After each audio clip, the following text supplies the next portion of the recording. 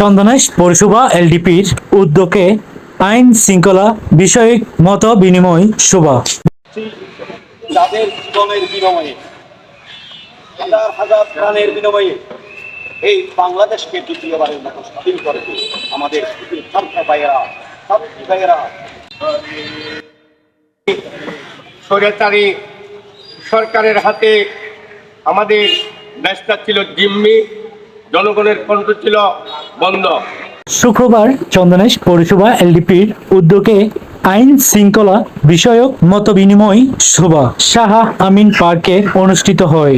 পৌরসভা এলডিপির সাধারণ সম্পাদক আক্তার উদ্দিনের সঞ্চালনায় ও পৌরসভা এলডিপির সহসভাপতি আব্দুল মাহবুদের সভাপতিত্বে প্রধান অতিথি হিসেবে উপস্থিত ছিলেন পৌরসভা এলডিপির সভাপতি এম এ আইনুল কবির, পৌরসভা এলডিপির সাংগঠনিক সম্পাদক জমির উদ্দিন, গণতান্ত্রিক পৌরসভা যুব দলের সভাপতি মহিউদ্দিন, সাধারণ সম্পাদক শাহাদাত হোসেন মুন্না, হাসিমপুর ইউনিয়নের সভাপতি আব্দুল মেম্বার, পৌরসভা গণতান্ত্রিক ছাত্র দলের সভাপতি নাজিম উদ্দিন, সাবেক সভাপতি হাসান আল মাসুদ, আলমগীর, মুজাম্মেল, আইসার, আরমান, তুষার, মাইনুদ্দিন, মানিক, মিজানুর রহমান, মারুফ, কাজী রয়েল প্রমুখ।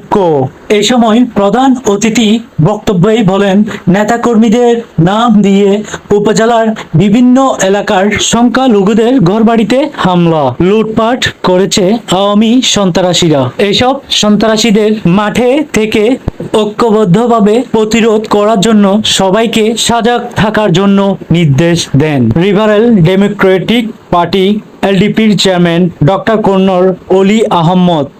স্বৈরাচারী সরকারের হাতে আমাদের দেশটা ছিল জিম্মি, জনগণের কণ্ঠ ছিল বন্ধ।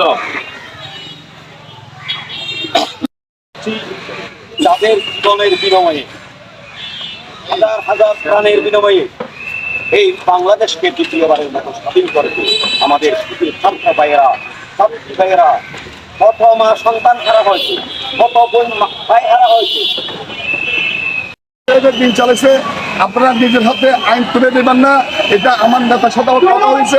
আপনারা তাদেরকে করে আইনের কাছে সমাপ্ত করুন এবং যারা সন্ত্রাসী করতেছে তাদেরকে লিস্ট করুন, লিস্ট করে সেক্রেটারি হাতে জমা দেন। ওটা আমরা আইনের কথা